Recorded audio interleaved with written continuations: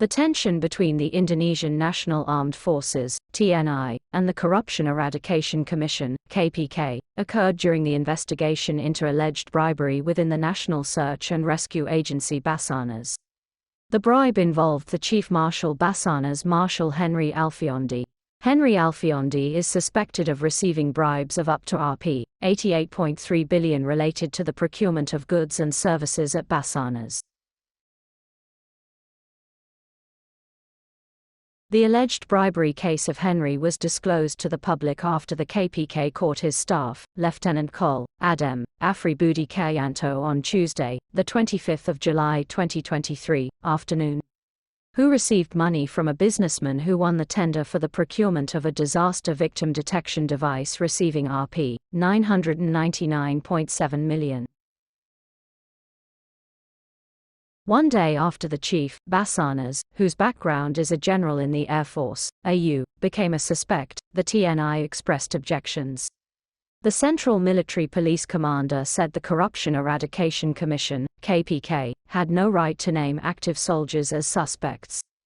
The KPK's action in naming military personnel, July 28, 2023, as suspects is deemed to have violated the provisions for handling criminal cases for members of the military, referring to Law No. 31 of 1997 concerning military justice.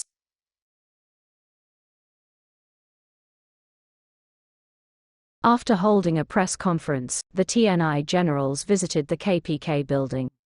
They held an audience with 4 KPK leaders on July 28, 2023. After holding the audience, the KPK accompanied senior TNI officials to hold a press conference. He apologized to the TNI commander, Admiral Yudo Margono, and his staff, for arresting active soldiers. This statement then sparked resistance from internal KPK employees, leading to a vote of no confidence.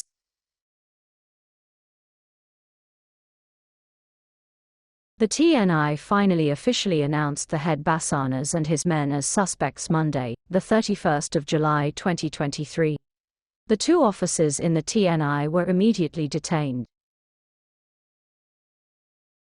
Constitutional law experts say that in the world of law, there is an adage that new regulations must take precedence over old ones. Therefore, in terms of investigating corruption cases committed by soldiers, the law on military justice can be set aside in comparison to the law on the TNI and the law on the KPK, which were issued more recently. Meanwhile, the executive director of Amnesty International said that the TNI's exclusive attitude was seen as a setback. Active TNI soldiers may sit in civilian positions, but when they are involved in corruption cases, they do not want to be subject to civil law. This is policy inconsistency.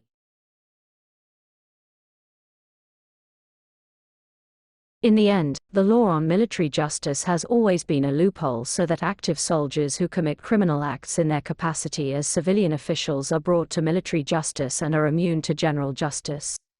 The strong military hegemony makes law enforcement politics illegal.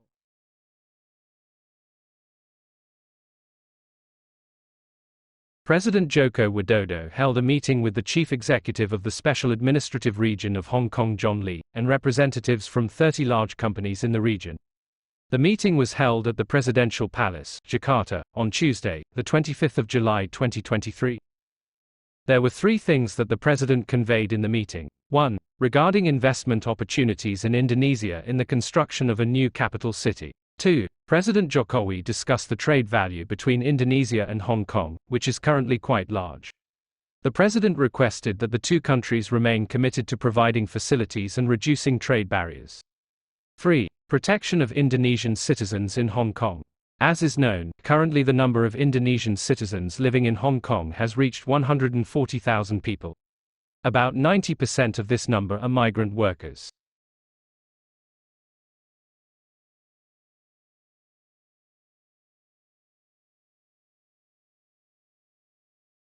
President Joko Widodo, Jokowi, held a bilateral meeting with Chinese President Xi Jinping in Chengdu on Thursday, the 27th of July 2023. During the meeting, President Jokowi appreciated China's support for Indonesia, which is holding the chairmanship of ASEAN. The 2 heads of state then discussed a number of collaborations.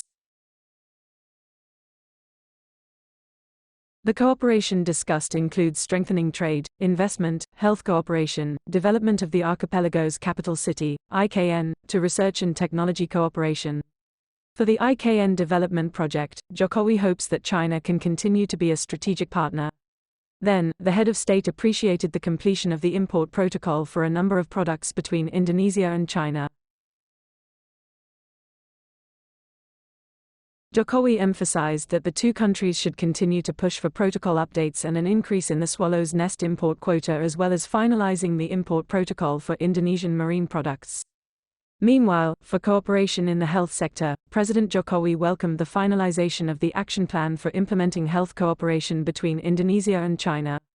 During the meeting, President Jokowi and President Xi Jinping also discussed several regional issues, including ASEAN-China cooperation to China's support for ASEAN centrality in order to create a peaceful and prosperous Indo-Pacific region.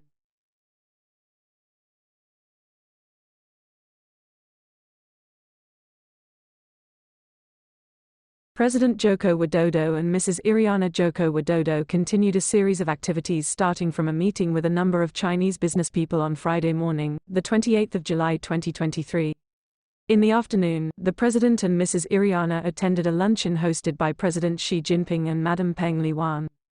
After attending the luncheon, the head of state met with Indonesian athletes who will compete in the FISU World University Games to encourage them. In the evening, President Jokowi and Ibu Iriana headed to Dongan Lake Sports Stadium to attend the opening ceremony of the FISU World University Games.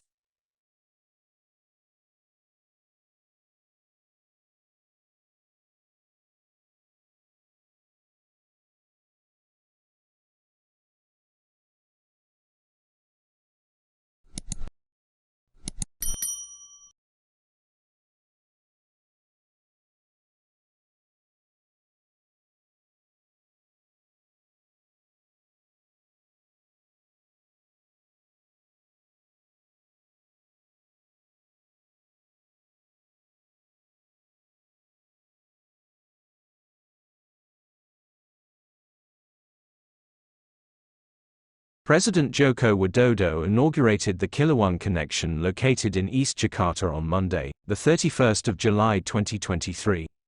He was accompanied by the Minister of Public Works and Public Housing, the Minister of Agrarian Affairs and Spatial Planning, the National Land Agency. In addition, Jokowi was also accompanied by Acting Governor of Jakarta Heru Budi Hartono and several other officials. Indonesian President Joko Widodo alluded to the previous Jakarta provincial government not completing land acquisition for the Ciliwung connection, which resulted in being stalled for almost 6 years.